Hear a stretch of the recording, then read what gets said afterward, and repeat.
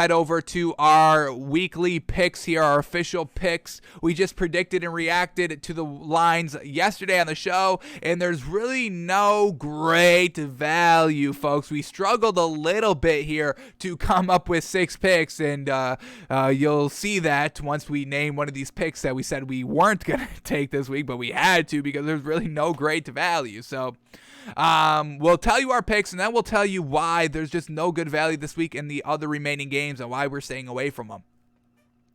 But first, let's tell you what we did last week, folks. So here we go. Our 3 locks last week were Titans minus 2.5. They win by 2. You know, they were up 8 on that final drive, so they could have won by 8. So a little unofficially, I think we're a little right on there. The half a point hook kills us, unfortunately.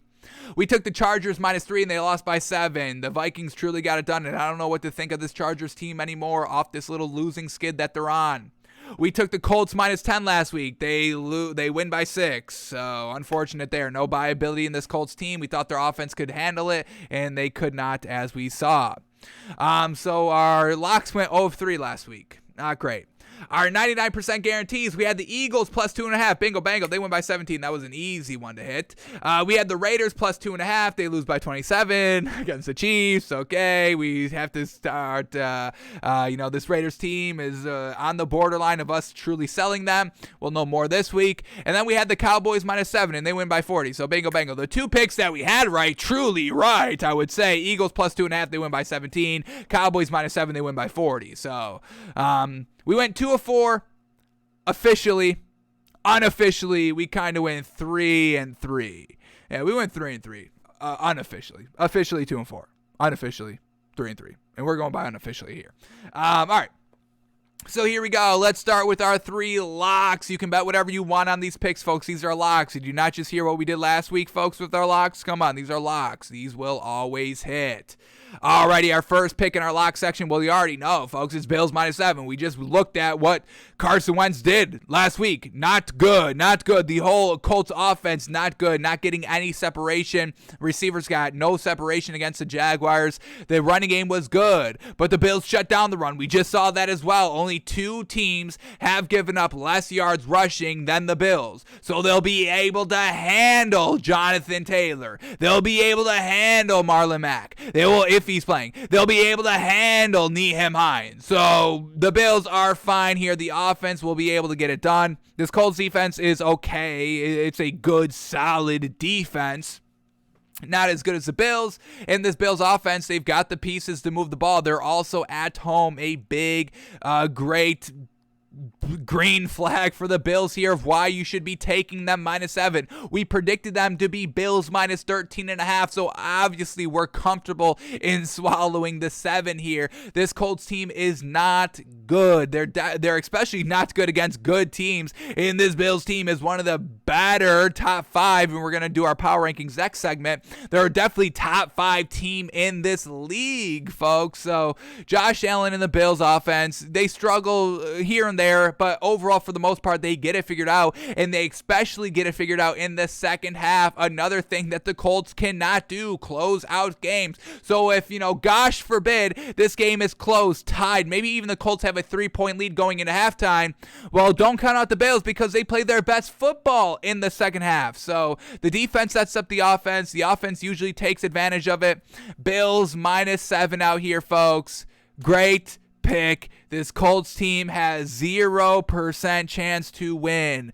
0. This Colts team is not good. It's not a good team, folks. Offensively, it is not good. That's all I can say about the team. We've been seeing them every single week, and we're like, yeah, this is not a good team. They barely win games. If they do win games, they're 5-5, so they've got a 50% chance to win a game. And, they just play down to their opponent, playing down to the Jaguars, losing close games, not having that signature game win, anything like that. So, Bills minus 7, folks. I'm loving it this week.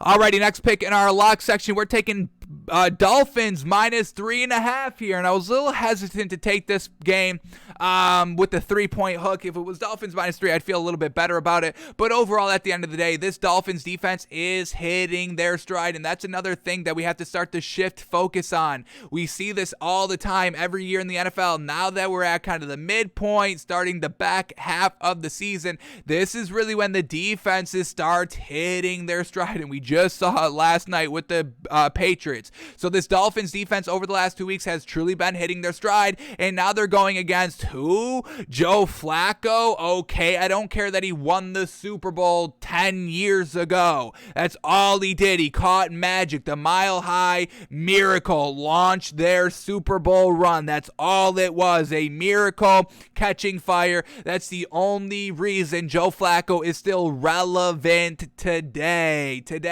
And it's so interesting that Robert Saleh goes with Joe Flacco because Joe Flacco gives you the best opportunity to win. Does he? Interesting, because let's go back to the last time Joe Flacco has started a game. Did he win? Well, he hasn't started at all this season. Got in against the Bills for 3 throws. So that was not his game. They lose it. But he started 4 games last season. Joe Flacco started 4 games last season. Game number 1 he started against Arizona. They lost 30-10. Ooh, not good. He threw 54% completion percentage. That's not good either. Second game he started against Miami. Oh, this is interesting because they're facing the Dolphins this week. They lost 24-0. 24-0 against the Dolphins. Joe Flacco threw 47% completion percentage, no touchdown, 1 interception. Game number 3 started against the Patriots. They lost a close one here, 30-27. He had a decent game, 72% completion percentage, 3 touchdowns. But this was the Patriots last season, and the Patriots were a little flounderish all season, but it still resulted into a loss. And then the 4th and final game he started last season, they lose again to the Chargers, 34-28. 50% completion percentage, 2 touchdowns, 1 pick. So yeah, Joe Flacco doesn't give you a good chance to win. I would still stick with Mike White. I think there's more upside with Mike White, and we've seen one good game from him, 1 bad game from him, so let him have that tiebreaker game. But Joe Flacco doesn't give you anything special to try and win this game against this Dolphins defense. Good luck. We don't love the Dolphins offense. 2 is the best thing about it. But we believe the defense can result into some easy points for the offense, and we don't see this Jets offense putting up anything meaningful this game. Dolphins minus 3.5. We'll swallow the 0.5 point hook that might burn us, but overall, this Dolphins defense should be able to take care of business. I'll take the Dolphins minus 3.5. And then our last pick in our lock section here, we're going to take, oh my goodness, what the hell just happened in the last hour? What has broken the last hour? Because now I have to an extra 0.5 point, not a 0.5 point. I have to swallow an extra 1.5 points. Why? I don't know if I can do this one now. What the hell has happened here? For the Ravens Bears game, the line went from Ravens minus 4.5 to Ravens minus 5.5 in an hour. Why? What is broken? What is going on? Cam Newton starting Sunday. We know this. We've already factored that in, and we're going to take... we'll see if the line has changed officially. That would be interesting to see. We're going to take it. So we have what the line was, like an hour and a half ago. So we'll keep an eye on that. But why did this Ravens line change a full 1.5 points? I'm not seeing anything. DeAndre Hopkins is not playing this week against Seattle. Interesting. Ooh, I'm seeing all the Cam Newton news. That's obviously taking precedence over what the hell happened with this Ravens spread. I'm not seeing anything. Is everybody just betting right now? The Bears place veteran linebacker Danny Trevathan on IR, ending a season. Is that why Danny Trevathan moving the line 1.5 points? I don't think so. Interesting. Well, I don't know why the line has moved a whole 1.5 points. Real bizarre. Real bizarre.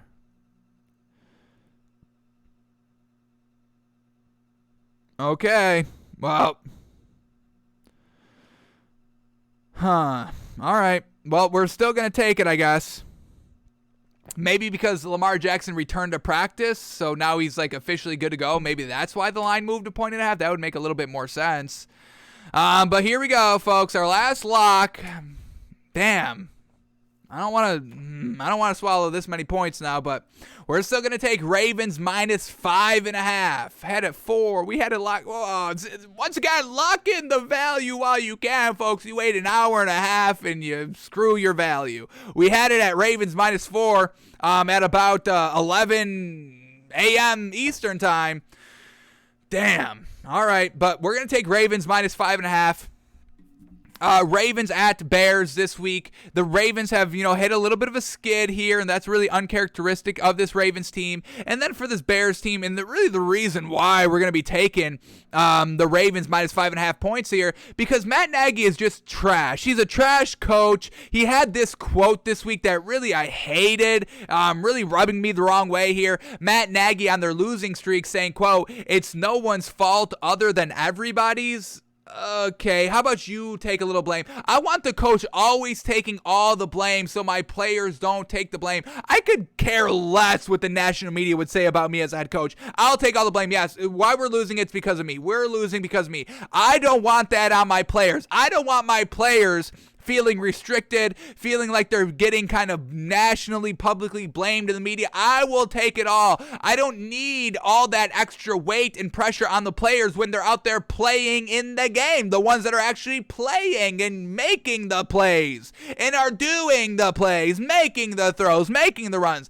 I don't want any unnecessary outside, inside pressure on my players. I will always take all the blame. It's on me. It's on me. I'm the problem. It's me. We're losing because of me. Matt Nagy doesn't do anything like that. He never takes any blame. He said, well, it's on everybody. Well, it's on everybody. We're losing because it's on everybody. Are you? Because your offense was kind of good when you weren't there. Remember when you couldn't coach? I think it was COVID. And you kind of your team played the best offense that they played all year. So if it's anybody's fault, I think it's kind of you, Matthew Nagus. And then we get the Bears off the bye, which you may say, oh, that's a good thing. They had an extra week to prepare. But come on, Matt Nagy's not a good coach. So even if he has extra time to prepare, they're going to still lose the game, folks. Here we go. Matt Nagy off of a bye. Is it good? No. Here it is. Spoiler alert. No, it's not. But let's go through every single year Matt Nagy's been a head coach here for the Bears and see what they've been doing after the bye. Here we go. First year he got there, 2018. After the bye, did they win? They had the bye week 5. Week 4, they win. Week 6, after the bye, they lose to the Dolphins in overtime 31-28. Well, close game, so maybe we can give them the benefit of the doubt. Here we go. Next year, what did he do after the bye? After the bye, they had the bye week 6. Week 5, they lost against the Raiders. Extra time to prepare. A week off. Week 7, they lose against the Saints. 36-25. Womp womp. That one wasn't as close as the Dolphins overtime. And then just last season, Matthew Nagy is off the bye. Is he good? They had the bye. Week 11, week 10, they lose against the Vikings. Week 12, after the bye, they lose against Green Bay. Got blown out 41-25. So we've seen them every single year get worse. Every single year after the bye, getting worse coaching-wise. And now they've got this Ravens team who's absolutely pumped up, fired up because they just lost on Thursday Night Football against the Dolphins, who they shouldn't have lost to. So yes, Lamar Jackson's good to go. He's practicing. He hasn't practiced the last 2 days for an illness, not COVID related. So we will swallow 5.5 points here. Even though we only really wanted to swallow 4 here, we are still buying this Ravens team and not buying Matt Nagy any. Remember when we just shouted out the young head coaches yesterday on the show? Cliff Kingsbury, Zach Taylor, Brandon Staley, Nick Sirianni, and one other good young head coach. Did we ever say Matt Nagy's name? No, we didn't, and that was on purpose because this man's not a good coach. Ravens -5.5. We will take that. So our 3 locks this week, we're going Bills -7, Dolphins -3.5, and Ravens -5.5. Alrighty, our 3.99% guarantees. Now, what are these looking like? We still feel good about these picks, but there is potentially, maybe, possibly one thing that could potentially maybe ruin the bet a little bit. But overall, we're still feeling very good about these. So here we go. Our first pick in our 99% guarantees, and we'll see. Let's refresh this page one more time. Now that we know Cam Newton is officially a go, let's see if the line has changed any, and it has not. It is still Washington +3, and we are going to be taking Washington +3. So whether Vegas has already factored in Cam Newton playing to the line has not moved any. But we're going to take Washington +3 here. And it's no disrespect to Cam Newton. It's a great story, and I hope he has good success here to prove everybody wrong, including us, and prove the Patriots wrong and all that. I wish that on him. I just don't see that happening. We watched him last week, folks. His accuracy was not good. Yes, the running plays in the red zone, good. That one throw in the red zone, good. Touchdown, 2 scores. But he had more plays than just those 2 scoring plays, and overall, it just didn't look that good. It looked like exactly what Cam Newton has been his entire life, folks. Nothing great. Passing the ball wise, a little bit of a better rusher than he is a passer, which we all knew. So now he's coming back to Carolina, and now he's going a little bit too vocal. I'm not loving it. He's speaking out. Let me see if I can bring up this tweet. I thought I pulled it up. I don't think I did.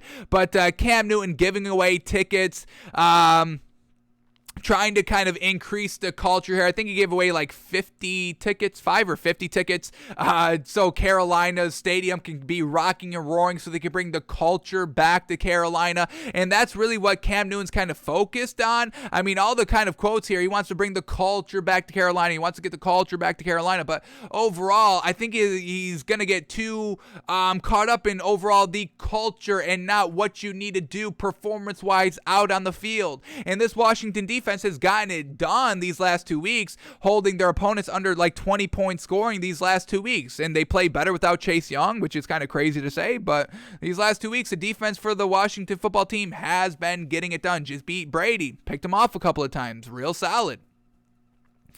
In this Panthers defense, it's good. It's a good defense, and Washington's offense is nothing great. Taylor Heineke truly coming into his own last week. We'll see if he keeps it up and keeps the ball rolling here. But overall, we are just not buying Cam Newton as a starter. Not game 1 here. He just got there. He wants to turn around the culture. We get Matt Rule talking about the culture as well, and I don't really like that.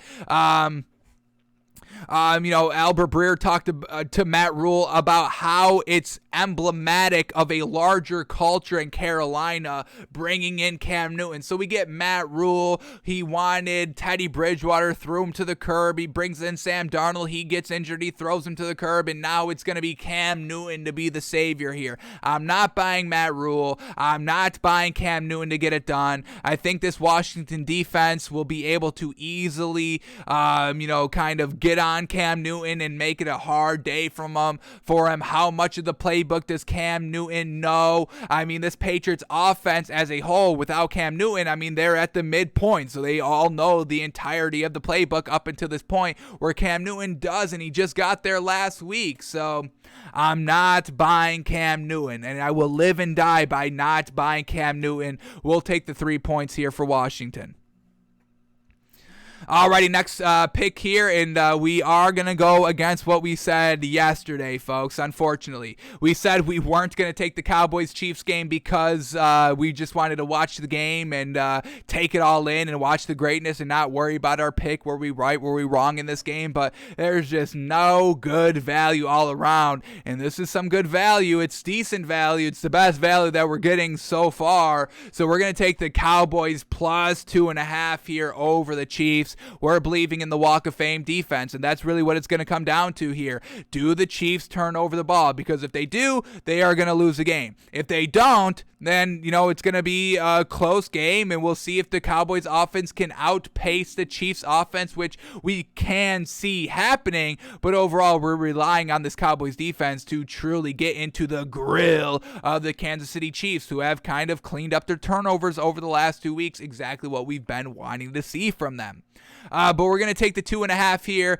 This is probably going to be a close game, 7-3 game. So the 2.5 points here, it's not the best value, but it's some good value overall compared to what else we get here. So we're going to take the Cowboys plus 2.5 here in hopes this Walk of Fame defense can get it done in Kansas City. And then our last pick in our 99% guarantees, we're going Vikings plus 1, folks. We're truly believing that this Vikings team had turned the corner last week. A really great win against the Chargers. They go into LA. They win the game. They close out the game. The last 4.5 minutes, the Vikings only one score up 7 points, and they hold the ball for the rest of the game. They don't turn the ball over. Kirk Cousins did fumble once, but we've seen this Vikings team have turnovers here almost every single game here, and they're always still in it. We just needed to see them start to close the deal, get it done, and we just saw that last week. Probably the best overall game that the Vikings played all season long was last week, and I'm buying that this Vikings team has turned a corner. Now, when we look at the Packers, Aaron Rodgers coming off of a win against, the Seahawks and that entire COVID thing. We'll see if he's up to par here, up to Aaron Rodgers standard.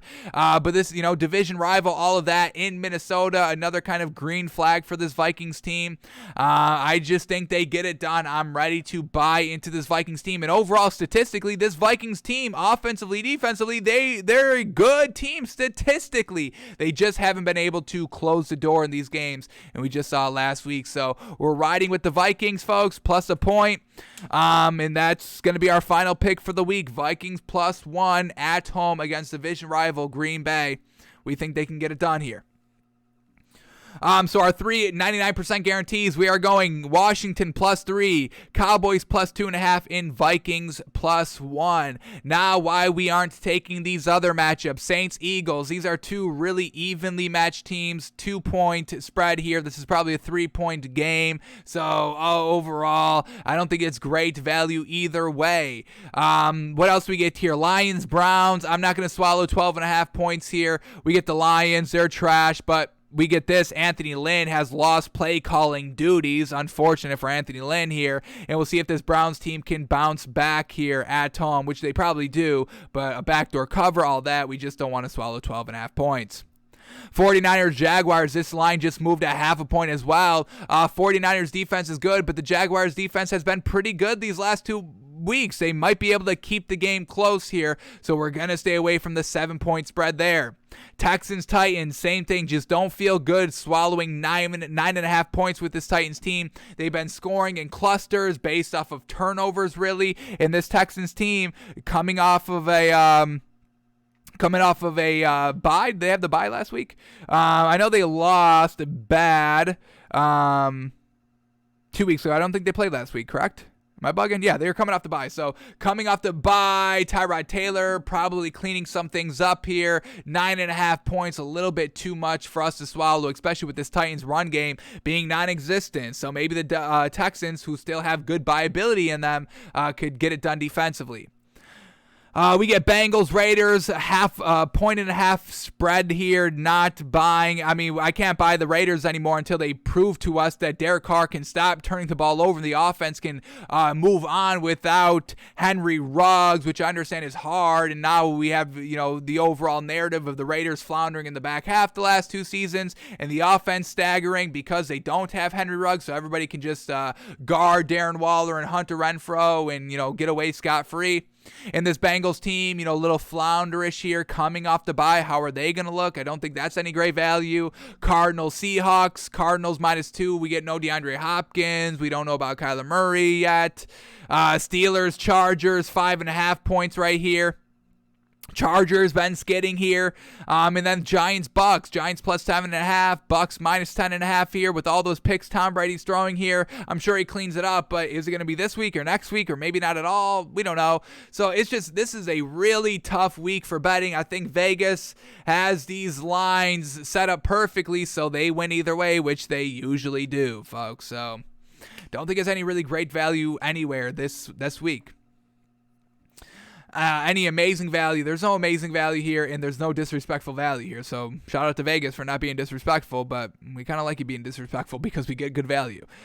So overall, our 3 locks this week are Bills minus 7, Dolphins minus 3.5, Ravens minus 4, and then our 3 99% guarantees. We're going Washington plus 3, Cowboys plus 2.5, and the Vikings plus a point.